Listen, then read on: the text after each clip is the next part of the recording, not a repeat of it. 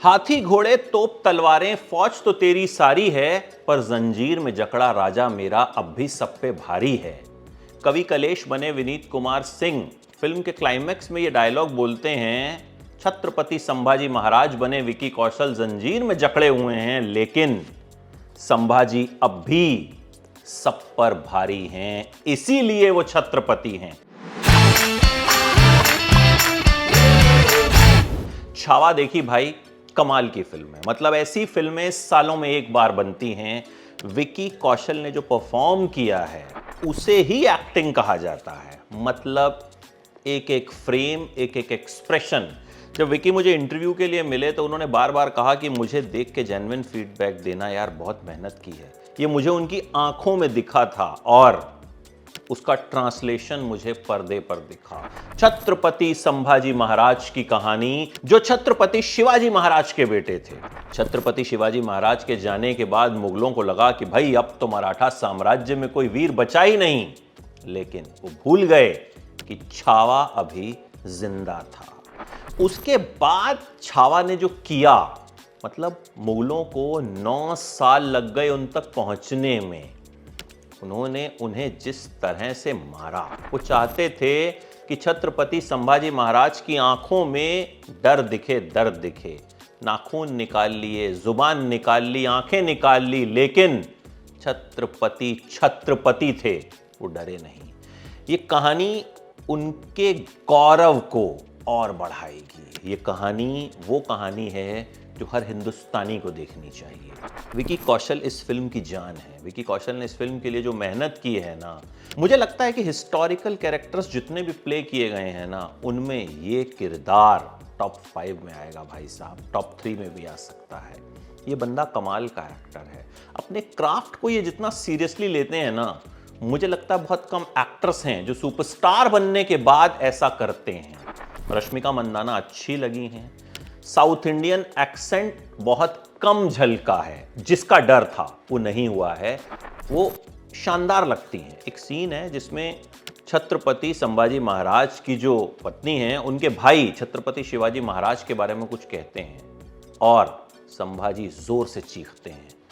Theatre में बैठे आप कांप जाते हैं। इतनी कमाल की परफॉर्मेंस है विकी कौशल की।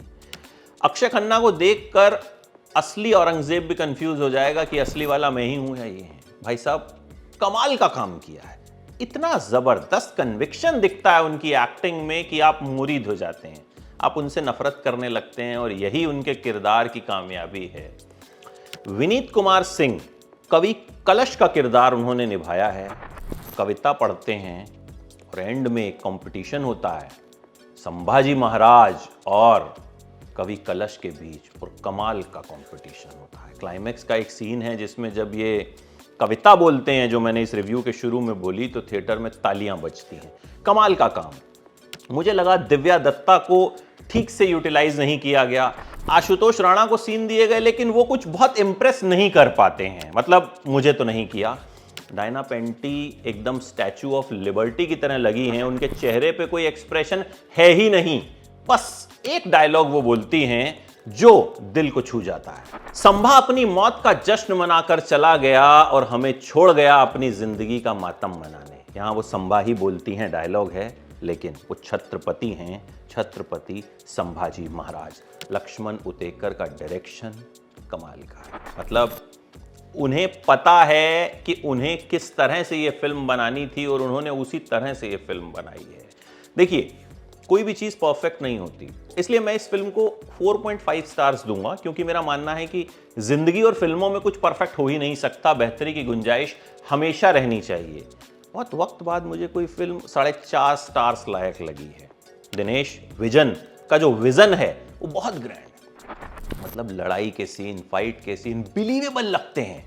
वीएफएक्स कोई नकली नहीं लगते हैं। आपको लगता है यार ये वाकई में युद्ध हो रहा है, आप हिस्ट्री में चले जाते हैं। ए.आर. रहमान का म्यूजिक बहुत ओकेइश है। इस फिल्म का म्यूजिक अगर और बेहतर होता तो ये फिल्म और एलिवेट हो जाती। तानाजी का म्यूजिक देने वाले अजय अतुल ने अगर इस फिल्म का म्यूजिक दिया होता ना, तो इस फिल्म का लेवल और ऊपर उठ जाता।